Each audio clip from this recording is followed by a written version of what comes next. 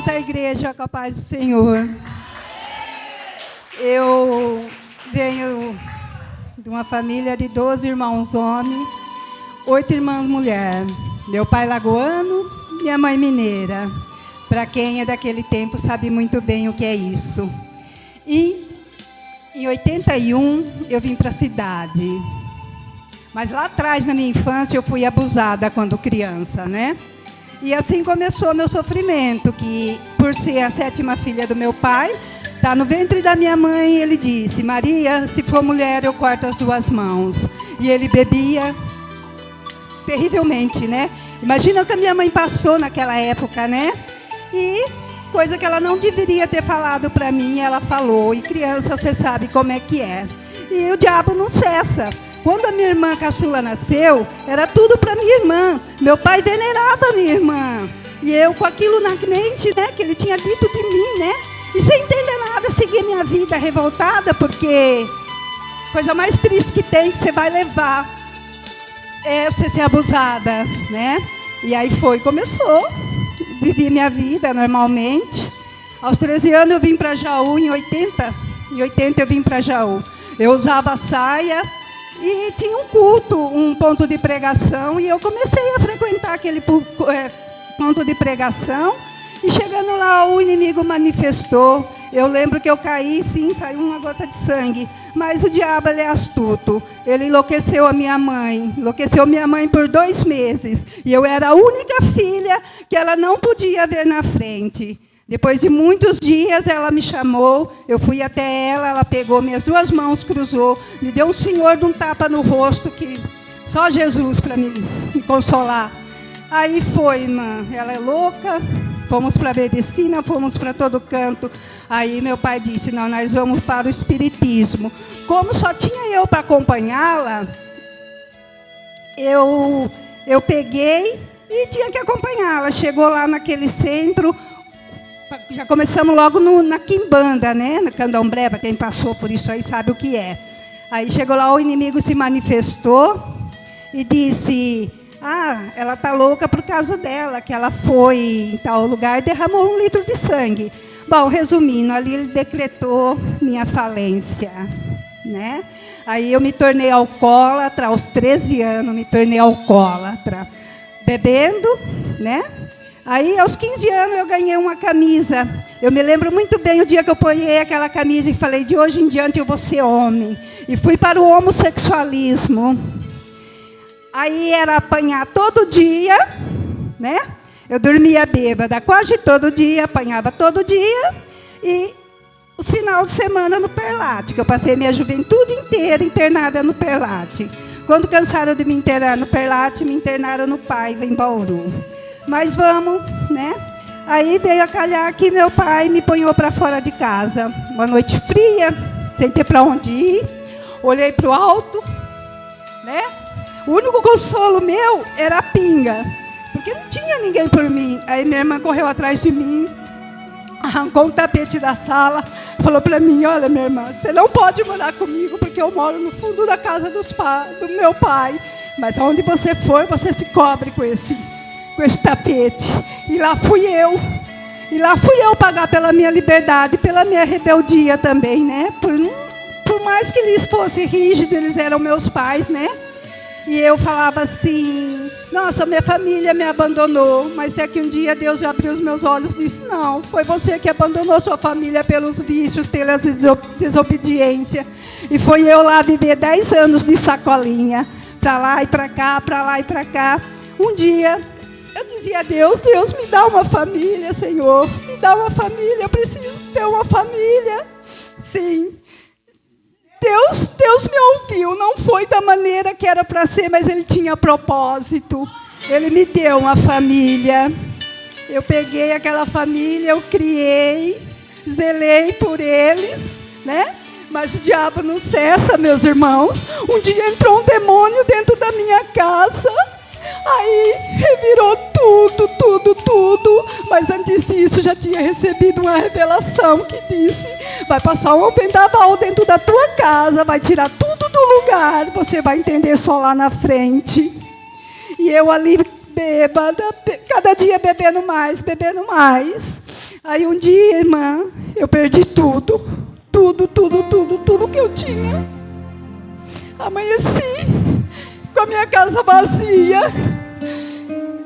Eu e Deus. Deus falou, agora você vai para o deserto. Mas antes disso, Deus tinha usado a irmã Andréia. Não sei se a senhora lembra disso. No ponto de pregação na casa da Esther. Ela disse para mim, filha, vigia, o demônio vai te lançar no hospital e lá ele vai ceifar a tua vida. E a gente, desapercebido, falei, não vai dar nada isso aí não. Irmãs, não passou um mês, eu bebi demais, dormi dentro do carro, no banco de trás do carro, minhas pernas inchou demais, eu fui parar no hospital, 21 dias naquele hospital, gritando dia e noite, queimando as minhas pernas, até que o médico chegou e falou para mim, olha, seus 2 rins paralisou. Eu olhei para o alto e falei, não, mas meu Deus ainda não falou. Com 8 sessões de hemodiálise, meus rins voltaram a funcionar. Mas a luta continuou, foi travada, né, irmãos? Aí perdi tudo. A coisa mais triste que tem no ser humano, irmãos, é você perder o nome, as pessoas olhar para você e falar, isso aí, aquilo lá, não tem mais jeito. Eu já não tinha mais roupa para pôr, porque eu não tinha mais força para lavar roupa, não tinha força para fazer nada, irmãos. Eu simplesmente ia trabalhar. Eu pegava as roupas que estavam mais sujas, mais limpas, vocês estão entendendo? E vestia no lugar das mais sujas, né? E fui, irmã. Mas Deus falou assim, hoje você vai para o deserto. Foi eu e Deus no deserto, irmã. Mas eu mesmo bêbada, eu ia para a igreja. Quando eu me dava por cima, eu estava com roupa de cortar cana. Quando não, eu estava com short nos avessos, camisa virada de trás e para frente, irmã. Mas eu estava ali dentro da igreja. Eu saía de dentro da igreja, tem um barzinho lá onde que eu moro, no Orlando Meto. Eu saía dali, eu ia lá, tomava um copo de pinga, sentava ali. E foi assim minha trajetória, 6 anos. E eu falava assim, olha, aos 47 eu vou morrer, mas nem eu imaginava porque eu falaria aquilo, estava dizendo aquilo, né, irmãos? Mas Deus foi maravilhoso, irmão. Eu ajoelhava à noite, bêbada, dormia no meio do vomito, dormia na garagem, que eu falava para os meus colegas que iam me levar em casa, falava, olha, abre o portão, joga a chave, minha garagem chovia, foi noites e noites acordada ali, ó, no meio do vomito. Molhada, não foi um dia nem 2, não, eu e Deus, e eu bagalhava com Deus, eu falava, Senhor, meu cabelo eu não corto, mas a roupa eu não troco, entendeu? Aí foi, irmão, foi que Deus, eu ia para a igreja, o demônio manifestava, sabe, era aquela coisa louca, até na última hora, que eu fui descer o batismo, que eu ia me batizar no domingo. Na sexta-feira eu fui para a igreja, eu estou resumindo, porque o que Deus fez na minha vida, só Ele fez, só Ele faz. Por isso que eu estava ouvindo esse louvor. Tu és fiel, Senhor. Tu és fiel, Senhor. Aconteça o que acontecer, Deus é fiel. O que Ele fez na minha vida, hoje eu falo para a minha família, eu não estou contando história que eu ouvi. Eu estou contando o que eu vivi. O que eu vivi, irmãos. Hoje, por onde eu passo, as pessoas olham para mim e falam assim, nossa, mas você é a Marlene? Oi, eu sou a Marlene. Né? Então, irmãos, é muito gratificante servir a Deus. A única coisa que eu me arrependo, irmão, de não ter conhecido esse Deus antes. Aí foi que a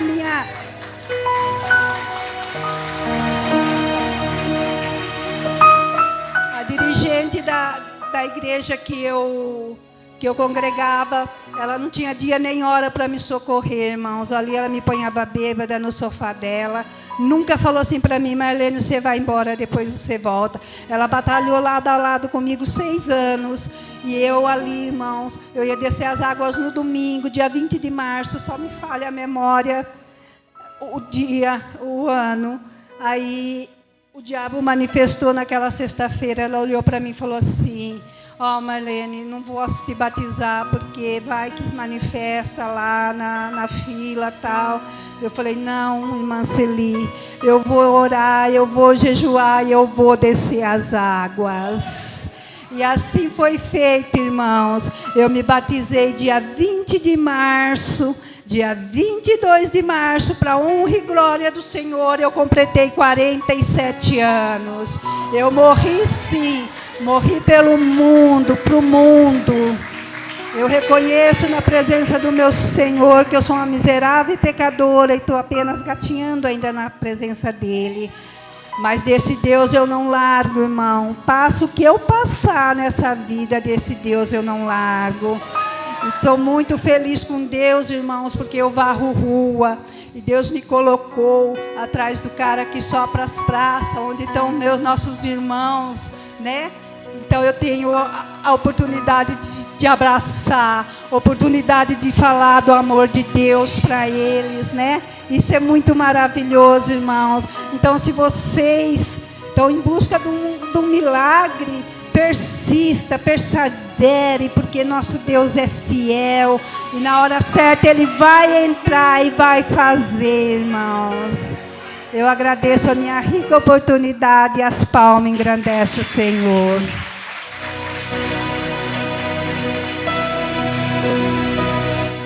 Glórias a Deus. Irmãos, só frisando aqui o testemunho da irmã Marlene. Lembrando que ela falava assim, ó, que aos 47 anos ela iria morrer.